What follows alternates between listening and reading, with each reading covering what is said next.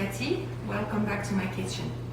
Today I'm going to show you what I do with the leftover of the carrot pulp when I make carrot juice. It's very easy. I don't have an exact recipe.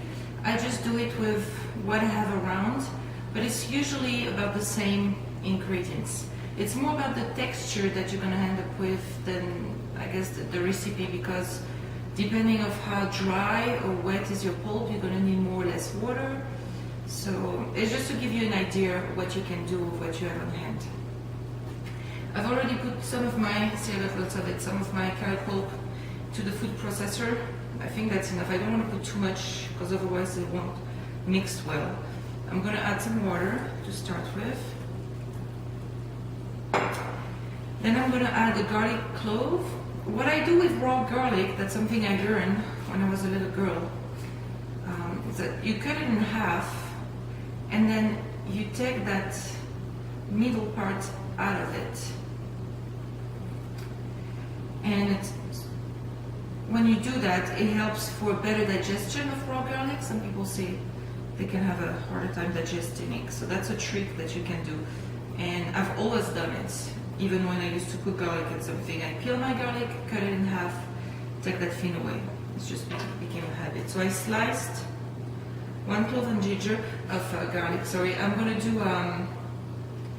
probably 3 batches, so maybe 1 clove of garlic per batch. So that's that. Then I'm going to use some rosemary that I went to cut over there. I used 1 sprig like that per batch. So I already chopped it up to help the food processor. What I did last time, but I don't have any today, that I chopped finely some onion and I added that to my last batch. That was really nice. Now I'm going to add some flax seeds. I just ground them in a coffee grinder. I'm going to add 3 tablespoons. I think that's enough for the batch like this. Some pepper.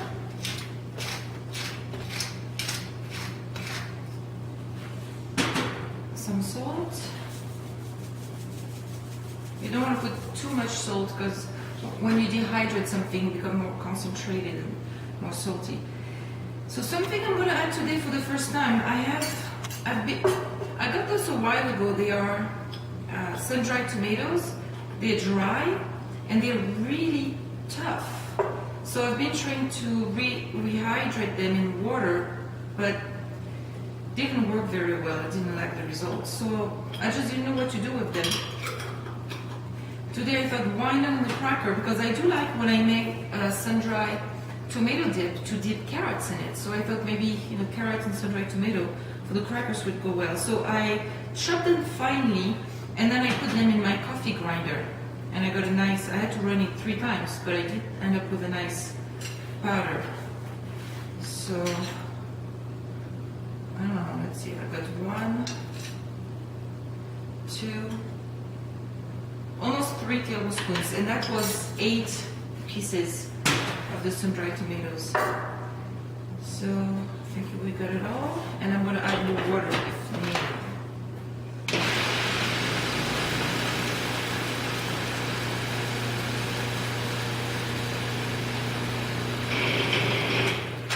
And you're going to need to scrape the sides a few times.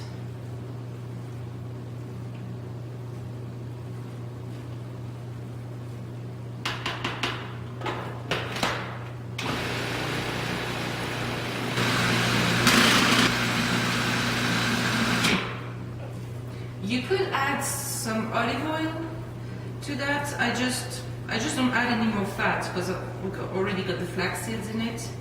That way when I eat my crackers, I feel good about it. I know they're not too fattening.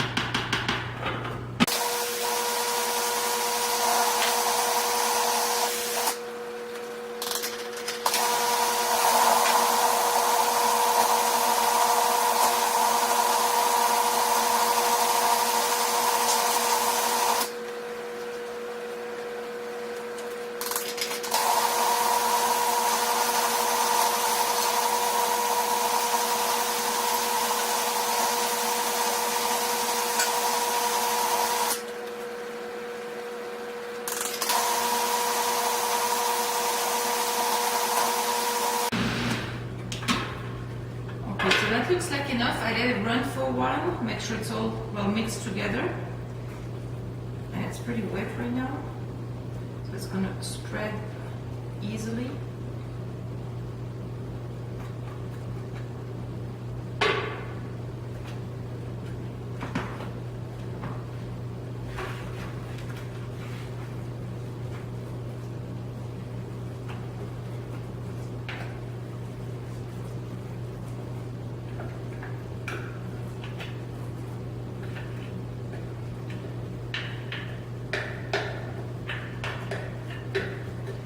Something you can add as well is cumin. I did that on the batch and that was really good. Some lemon juice and some cumin go well, flavors go well with carrot.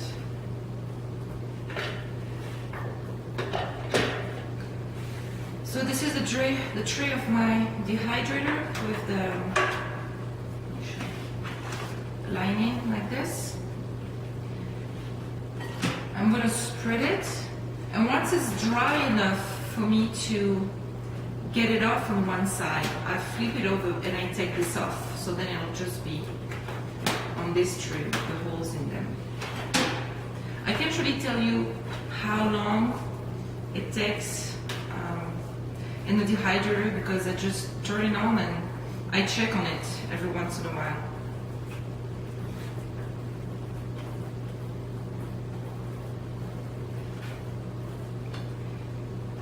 And once I flip it over, then I take a pair of scissors and I cut squares out of it. I like scissors better. Some people use the knife to cut it, but I don't want to cut the lining underneath. So by using the scissors, and it goes really fast. It's really easy. It looks pretty thick right now, but once it'll be dehydrated, it'll be pretty thin, believe me.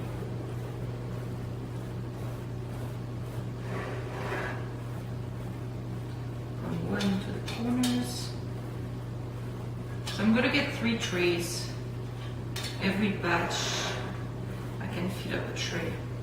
That's gonna make for a lot of crackers, and they last. I'm going to say forever because I'll eat them at some point. But I just put them in